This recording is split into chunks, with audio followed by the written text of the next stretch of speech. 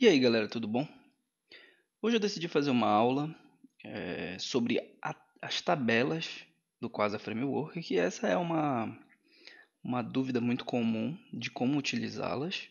Então, acessando a documentação aqui, ó, nós temos Table e vários exemplos de tabela.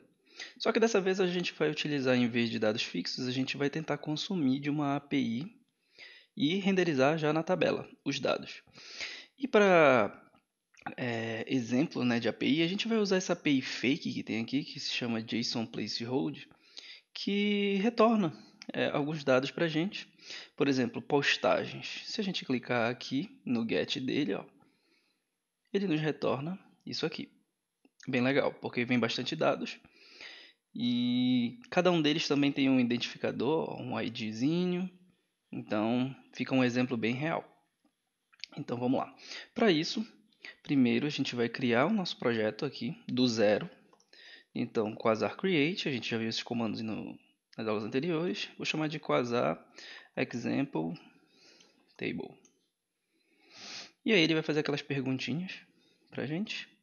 Nome do projeto, nome do produto, descrição do projeto, quem é o autor, se a gente vai usar algum tipo de pré-processador, o tipo de estratégia de importação dos componentes, o que a gente vai usar aqui. Nesse caso a gente vai usar o Axios para fazer o consumo da nossa API fake.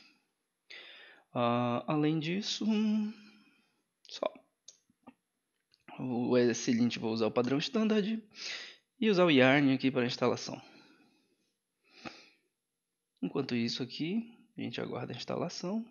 Vamos ver logo o endereço, né? Então, para a gente conseguir fazer o consumo dessa API, a gente precisa acessar aqui esse endereço, https JSON placeholder type code barra o que a gente deseja. Nesse caso, a gente vai buscar os posts, que são 100 posts. Então, está instalando. Ok, a gente entra na pasta do projeto. Pronto. E aí, rodamos. Na verdade, deixa eu abrir o código aqui pra gente. E por fim, rodar o nosso ambiente de desenvolvimento em Quasar Dev. Ok. Guardar enquanto ele sobe o servidor. Então tá aí nossa página inicial, né? Então vamos lá. Primeiro ponto. Se a gente observar aqui dentro de src inboot, ele já vem com o Axios configurado, já que a gente escolheu isso na nossa importação. Então ele instala o Axios no nosso projeto, certo? E já deixa disponível no prototype do Vue. Então, como é que eu posso acessar isso aqui, né? Como acessar o Axios dentro de um componente Vue? Para isso, a gente vem na página inicial, que é onde ele traz essa imagem do Quasar lá dentro. Vamos remover isso. Vamos tirar essa classe Flex, a gente não precisa disso no momento. Tirar toda a classe aqui, só deixar aqui page, ok. Vamos primeiro importar o componente de tabela, que é o que a gente necessita, e depois a gente vê a parte do Axios. Então, aqui ele tem uma tabela básica. Para isso, o que a gente precisa? Desse componente, que é table. Então, vamos copiar, colar dentro da nossa page. Só que a nossa page, se ela vai conter somente essa tabela, a gente poderia colocar uma classe row aqui. Mas para não deixar a página presa, se a gente quiser colocar outros elementos depois, a gente pode deixar aqui então uma div.row, a nossa tabela, e por fim eu vou colocar uma classe aqui, col, para ela ocupar o tamanho todo da página. Feito isso, a gente observou que ele precisa de duas coisas, do data e do columns. Se a gente vier em script, ele dá todo o exemplo aqui do que é o data e o columns. O columns é onde a gente vai configurar as colunas da nossa tabela, e o data é onde vem os dados de fato para serem exibidos na tabela. Então, a gente vem aqui no Posts e vê quais são os dados que a gente vai utilizar aqui para serem a nossa coluna. Então, a gente vai ter um título, certo? A gente não pode colocar o body, que no caso é o conteúdo da postagem, senão vai ficar muito grande a nossa tabela. Então vamos colocar o ID e o título, ok? Só olhar aqui uma coisa, cadê o de colunas? Beleza. O de colunas a gente precisa, tem todas essas possibilidades aqui. Então eu vou copiar essa parte aqui. Dentro do nosso projeto, a gente vai adicionar o data e aí o columns. Vou fechar aqui. Então vamos lá. Primeiro, a gente pode ter o name, certo? Esse required, ou seja, tem que ser uma coluna obrigatória. A gente vai tirar isso daqui. O name, na verdade, é o campo da coluna. No caso, como a nossa tabela vai ter ID e título, então a gente pode estar utilizando aqui ID, certo? Aí a gente vai colocar aqui qual é o label dele, ID post, por exemplo. O alinhamento dele, por padrão, se eu não me engano, ele é left ou center. Isso daqui é para formatar, se a gente necessitar fazer alguma modificação. Então podemos tirar também. Na verdade, desculpa. Aqui o field row é para como ele faz para achar, no caso de pesquisas, ele vai achar por essa chave aqui, que no caso é o name, mas a gente não vai precisar disso agora. O formatador sim, que a gente pode formatar o dado quando vier de alguma forma também, não vamos precisar. E se ele pode ser para fazer pesquisa crescente, decrescente e tudo mais, ele utiliza esse sortable. Beleza, então a gente tem a nossa primeira coluna, basta a gente copiar e colar a segunda, e o name vai ficar aqui, também name, porque é o nome do campo que vem de lá, e aqui podemos deixar name. Somente isso. E agora a gente precisa configurar o nosso data, certo? O nosso data, ele também vai ser um outro parâmetro aqui dentro. Vamos chamar de data, ou podemos chamar de outra coisa também. Vamos chamar de posts, né? Que é de fato o que a gente vai utilizar. E ele começa como um array vazio. Então, posts. Beleza. Feito isso, a gente vai precisar agora de um método, né? Para uma função que faça o consumo da nossa API fake. Então, a gente vai aqui dentro de methods, criar um get posts. Beleza. Então, o que a gente tem que fazer? Agora é o momento da gente consultar essa API aqui, ó. Para isso, como é que a gente acessa o Axios dentro do componente view? A gente utiliza o this.cifrão Axios, que é como a gente definiu, se a gente olhar aqui no boot, ó, como a gente definiu o prototype, cifrão Axios. Então, feito isso, eu consigo acessar já. Vou utilizar o get para poder pegar os dados. Coloco a URL. Feito isso, eu posso ter aqui um DEM, que é a resposta, né, de sucesso. Podemos dar um console.log aqui para verificar como é que ele vem esse dado. E caso ele dê erro, cat, a gente pode pegar esse erro também e dar um console.log nesse erro. Então tá aqui. Certo. Vamos ver aqui, tem alguns erros de lint na linha 19 e na linha 33. Ok, na linha 19, vamos ver aqui, faltou um espacinho aqui, e na linha 33, essa vírgula não é necessária. Beleza, tá aqui a nossa tabela, ó. O id post como label e o name como label já estão sendo exibidos, só que a gente ainda não disparou a API. Deixar o console aberto aqui. Como é que a gente dispara essa API ao entrar na página? A gente vai utilizar o mounted do próprio view. Então, feito isso, ao montar, né, nosso componente, a gente dispara o this get posts. Opa, get posts. Pronto. Feito isso, ele vai disparar e nos devolve aqui, ó, essa resposta. Nessa resposta a gente tem o data. E o data é o que a gente quer, pois é onde tem todas as postagens. Beleza. Então o que a gente tem que fazer aqui? A gente precisa alimentar esse cara aqui. Então, fazendo isso, a gente pode simplesmente fazer um this.posts, dar a resposta, o que, que eu quero? O data. Pronto. Não preciso mais desse console.log. Vamos ver aqui. Ele funcionou, porém ele não renderizou nenhum dado. Vamos ver aqui por quê. Nós temos o ID, na verdade eu coloquei name, na verdade o nome não é name, ó, é title. Eu me confundi aqui, é title.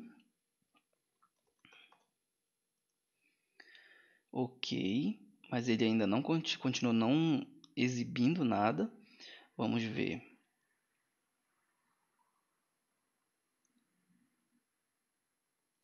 Será que... Deixa eu olhar aqui no console.log.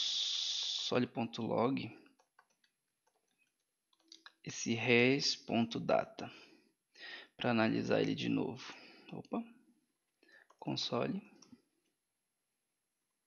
Tô achando que ele não recarregou aqui direito. Foi isso? Não, tá aqui. Res.data, tá ok.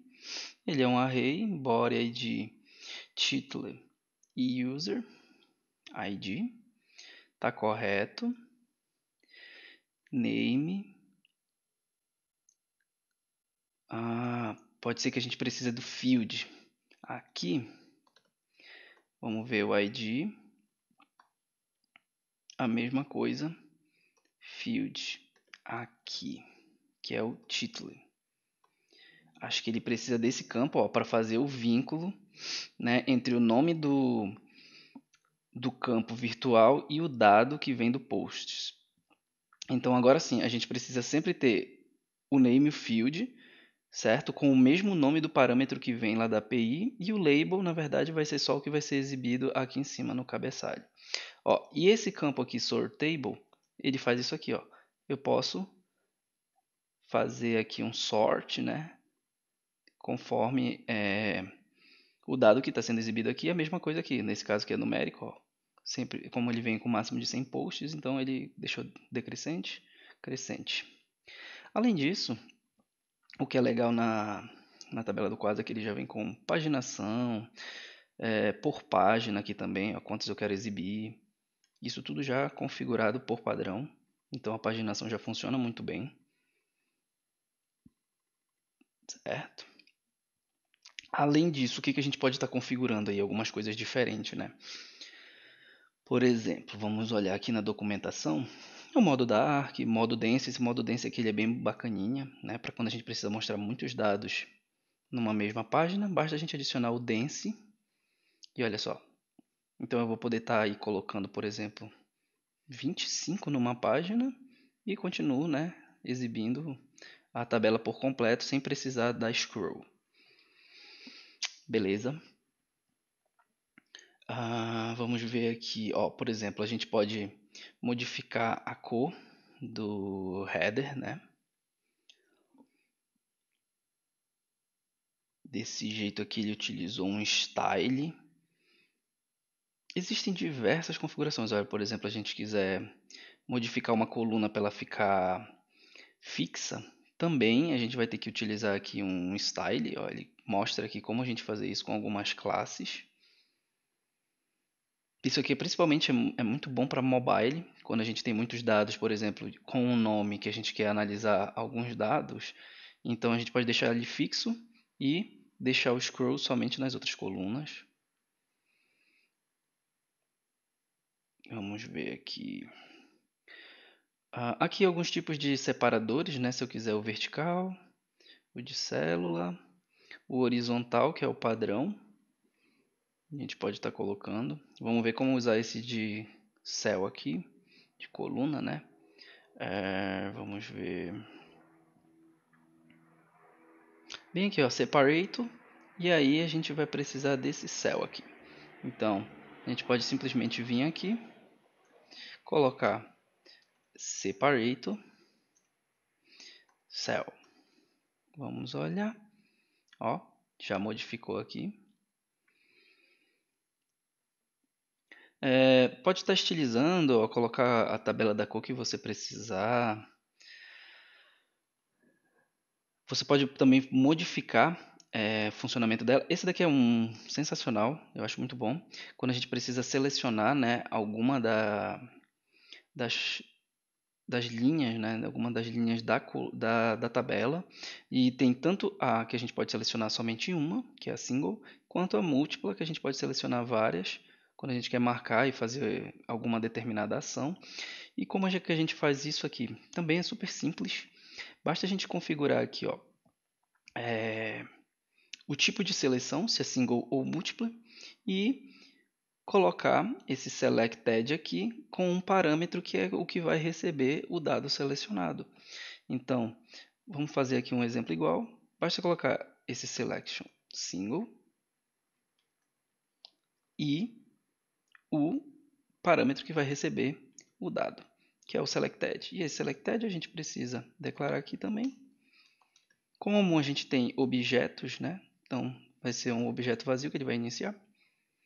E, opa, por que ele não deu algum problema? Vamos ver aqui. Inspecionar.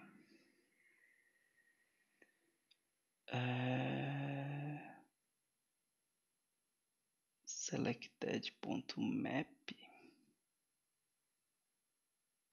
Deixa eu ver aqui por que ele está dando esse probleminha.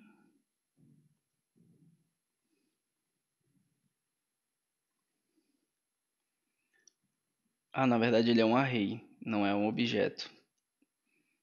Coloquei errado. Então tá aqui, a gente pode estar selecionando todos. Ó. Deixa eu ver aqui, por que ele está fazendo, se eu coloquei o single, por que ele está selecionando todos agora? Vamos ver aqui, selected está ok. Ok, por que isso está acontecendo? Eu preciso ter um identificador único para cada linha. Como eles estão todos com o mesmo identificador, né? Ele não está identificando, então se eu selecionar um, ele acaba selecionando todos. Como é que a gente diferencia? É bem aqui com esse row key, ó. Como a gente não tem name, ele pode estar nulo, né? Todos estão nulos. Na verdade, o que a gente precisa colocar aqui é o ID. O ID do post, né? Ele vai ser o identificador de cada coluna. Então agora, ó, ele seleciona apenas um por vez. Perfeito. E se eu quiser visualizar esse dado, a gente pode estar colocando aqui embaixo, somente para a gente, né, ter noção do que ele está selecionando. Então, começa com um array vazio. Se a gente selecionar um, ó, ele traz toda a informação daquela postagem. Tanto o user ID, o título e aqueles campos que não estão sendo exibidos, que é o body e o user ID. Então, dá tudo aqui. Beleza. Vamos ver aqui mais algumas possibilidades da tabela. Tem uma que a galera gosta bastante, né? Na verdade necessita bastante, que é como adicionar um botão na tabela, né? Normalmente aquele botão de editar ou de deletar. Então vamos ver aqui como a gente consegue fazer isso. Porque a documentação ela é bem gigante, mas é basicamente um slot que a gente vai precisar, né? Vamos ver aqui, ó. Bem aqui, body slot. E a gente pode estar alterando alguma informação dentro da tabela. Então, como é que a gente pode fazer isso? Observe aqui que ele usa um QTD com uma chave e props. Então, a gente vai utilizar esse QTD, na verdade, um QTD. Ok. Vamos aqui na tabela. Só que esse jeito aqui é para a gente mexer, na verdade, de coluna por coluna. Existe um jeito que é esse aqui, ó, body cell. Eu quero apenas modificar uma única coluna. Então, deixa eu ver aqui, ó, por nome. Esse daqui eu posso modificar uma coluna por nome. No caso aqui, ele modificou apenas a primeira coluna, se vocês observarem.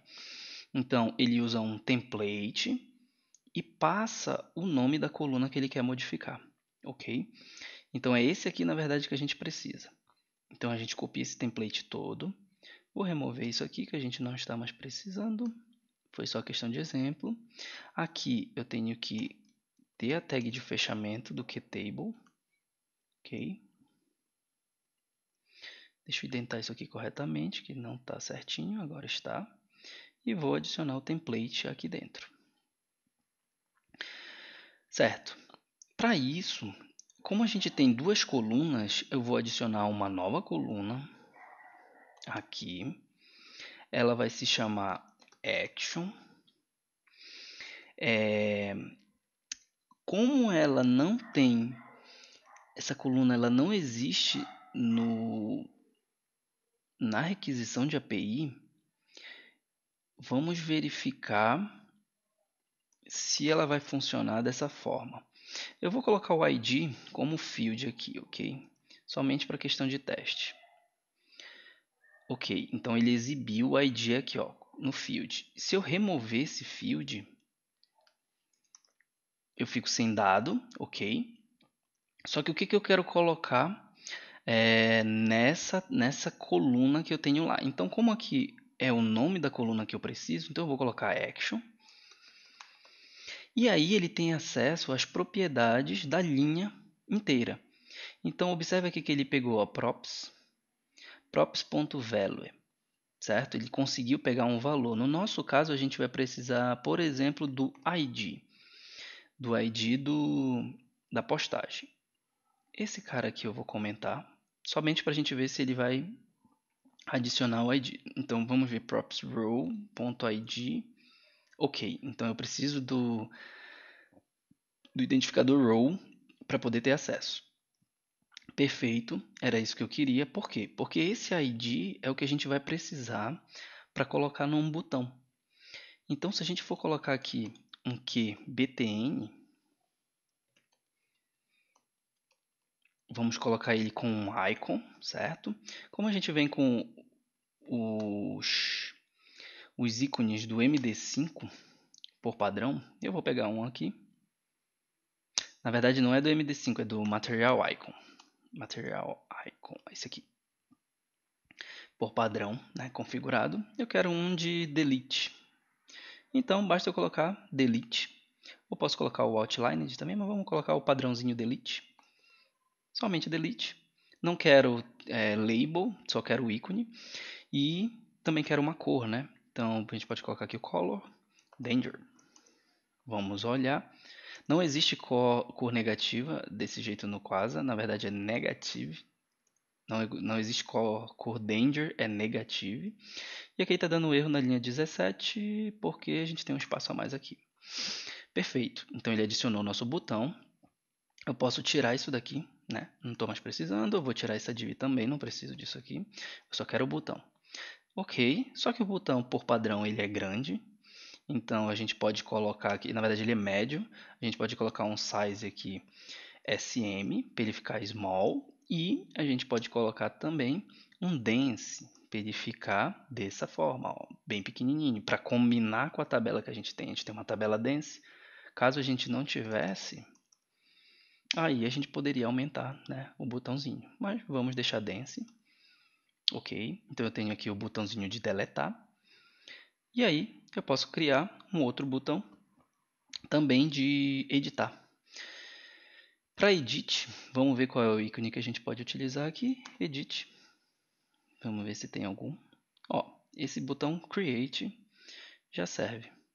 Então vamos colocar aqui Create, que é o lapisinho. Só que eu não quero ele mais negativo. Eu posso ter aí um Primary, azulzinho. E para dar um espaçamento entre eles, aqui no segundo botão, eu posso colocar aqui um Class, um que Page Left, na verdade margem left, SM. Não funcionou, coloquei right, bem aqui, left, pronto. Então aí eu tenho meus botõezinhos. Caso eu queira que essa coluna alinhe os botões totalmente à direita, vamos ver se funciona aqui, ó, o alinhamento está à esquerda, vamos colocar right. Olha só. Então fica totalmente à direita. Beleza. E aí eu preciso passar a informação para cá, né? Para quando for um botão de editar e um botão de deletar. Então para isso, dentro do nosso botão de editar, a gente vai colocar aqui um @click, que a gente vai chamar, por exemplo, um método edit e dentro dele o props.row.id que a gente vai precisar. A mesma coisa para o delete. Opa. Vamos colocar aqui delete post, vou colocar edit post também, né, para ficar condizente, props.row.id. Então agora eu passo o ID da linha, né, para esses dois métodos. Eu vou criar eles aqui embaixo, de uma forma fake também. Edit post, que eu vou dar um console.log no ID que ele recebe aqui, que vai ser o ID post, que é a mesma coisa no delete post.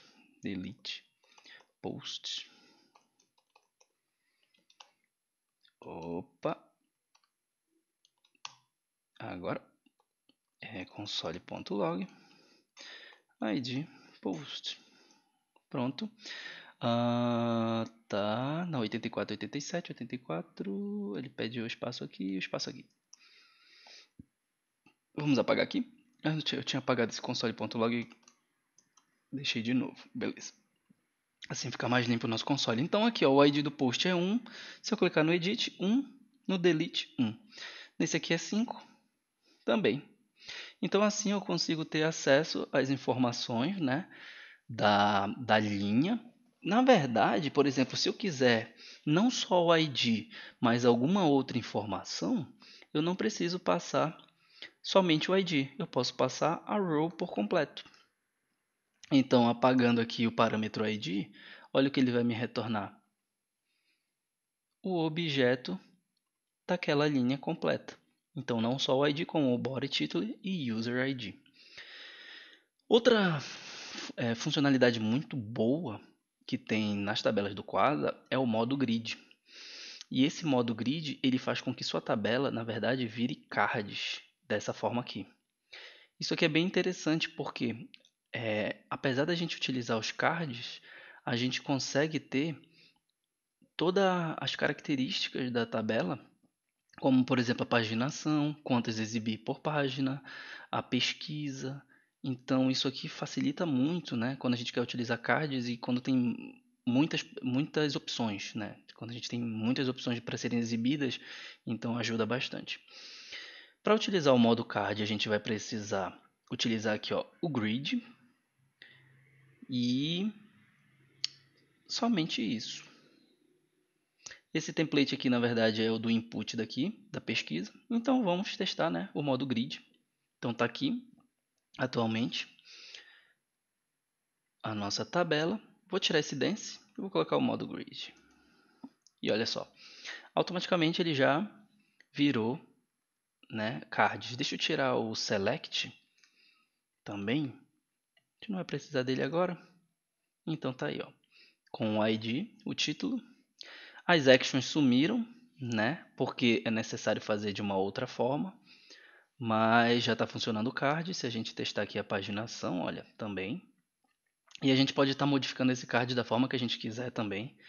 Esse é só o padrão, né? Foi a forma padrão aqui, que ele fez de forma automática. Mas a gente pode estar modificando as cores, utilizar um card mesmo dentro da tabela. Ó, bem aqui eu tenho acesso ao card, né? Colocando dentro desse template de item aqui e fazendo o card da forma que eu precisar, da forma que eu melhor preferir. Nesse caso aqui ele colocou o tamanho da fonte conforme o tamanho que vem aqui nesse valor. Então observe que o 27 está pequenininho, mas o 69 ele fica bem grande. 46 já é um tamanho intermediário.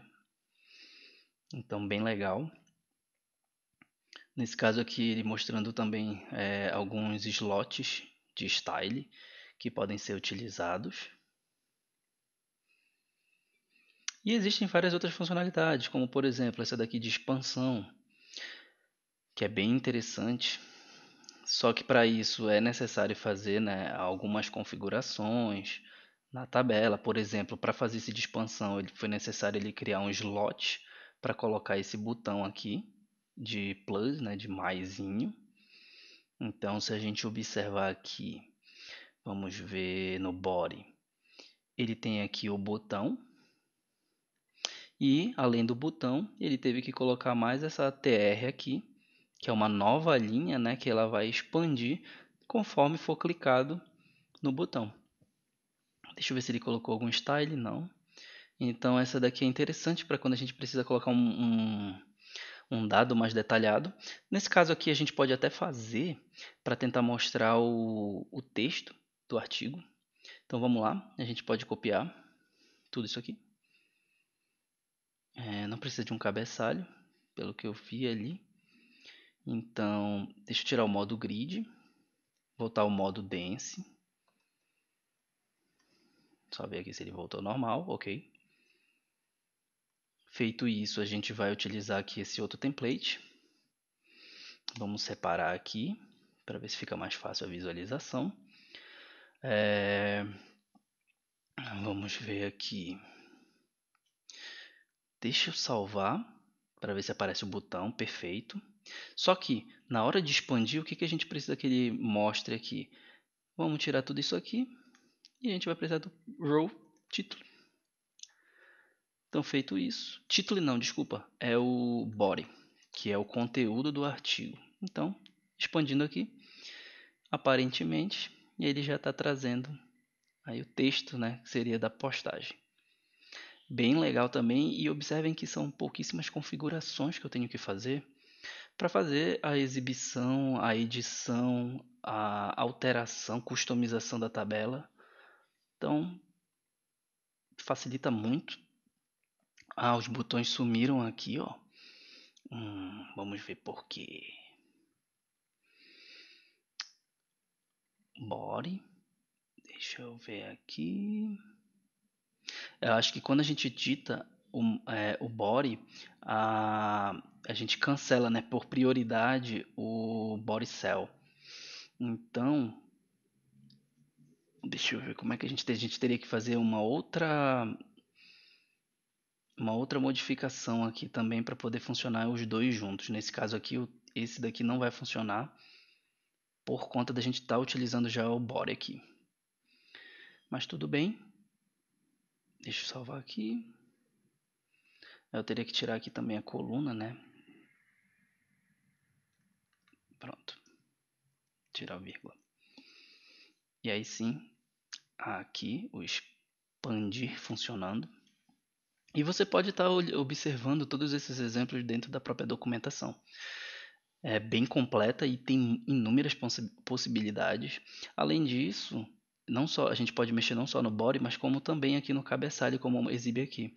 Então eu posso estar adicionando botões, posso estar adicionando uma pesquisa, né, um filtro de pesquisa, e ele também funciona de forma praticamente automática, né, que é assim, tipo, muito simples de fazer funcionar. Então, acho que essa era a dica que eu queria passar. Pelo menos a utilização básica. E nas próximas aulas a gente pode estar vendo aí mais algum outro recurso interessante. Se possível, deixe nos comentários o que vocês necessitam ver. O de formulário, o vídeo de formulário que eu tinha feito anteriormente foi bem legal, porque era uma dúvida que muitas pessoas tinham, e esse da tabela também acredito que tinham bastante pessoas com esse tipo de dúvida. Então, se você tiver alguma dúvida ou quiser ver algo mais na prática, deixa aí nos comentários e a gente tenta preparar uma aula aí.